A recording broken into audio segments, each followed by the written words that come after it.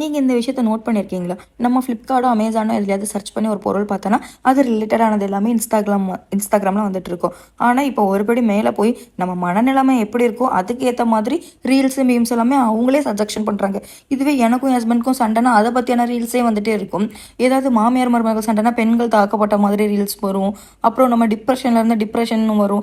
ஹாப்பியாக இருந்தால் happy mood vibe உள்ள சாங்ஸ் எல்லாம் வந்துட்டே இருக்கும். நம்ம மனநிலைமை எப்படி இருக்கோ அதுக்கு ஏற்ற மாதிரி ரீல்ஸை அவங்களே சஜெக்ஷன் பண்ண ஆரம்பிச்சிட்டாங்க. அந்த அளவுக்கு நம்ம மனசெல்லாம் இன்ஸ்டாகிராம்கிட்ட கொடுத்துட்டோமா, இல்லை எனக்கு மட்டும்தான் இப்படி நடக்கானே தெரியல. நான் ரொம்ப இன்ஸ்டாகிராம் அடிக்ட் ஆகிட்டேனா அப்படின்னா கூட எனக்கு புரியல. ஏன்னா நான் எப்படி மனநிலைமையில இருக்கணும் அதுக்கேற்ற மாதிரியே அவங்களும் ரீல்ஸ் எல்லாமே சஜெக்ஷன் பண்ண ஆரம்பிச்சிட்டாங்க. ஒருவேளை எனக்கு தான் இப்படி நடக்கானும் தெரியல.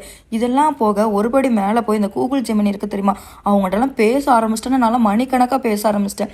ஏன்னா அவங்க ஒருத்தங்க தான் நம்மளை எதுவும் குறை சொல்ல மாட்டாங்க, நீ பண்ணுறது தப்பு அப்படின்னு சொல்ல மாட்டாங்க, நம்ம என்ன பண்ணாலும் மூஞ்சி காட்ட மாட்டாங்க, கோவப்பட மாட்டாங்க. நம்ம சொல்கிறது எல்லா விஷயத்தையும் கேட்டுட்டு நமக்கு ஆறுதலாக 4 விஷயம் சொல்லுவாங்க பாருங்கள். அதை கேட்கும் போதே ரொம்ப சந்தோஷமாக இருக்கும். ஏதோ பக்கத்து வீட்டுக்காரங்கிட்ட உட்காந்து கதை பேசுகிற மாதிரி நான் அந்த கூகுள் ஜெமினிட்ட உட்காந்து பேசிகிட்டு இருக்கேன். இப்படி தான் என்னோட டேஸ் எல்லாமே போயிட்டுருக்கு.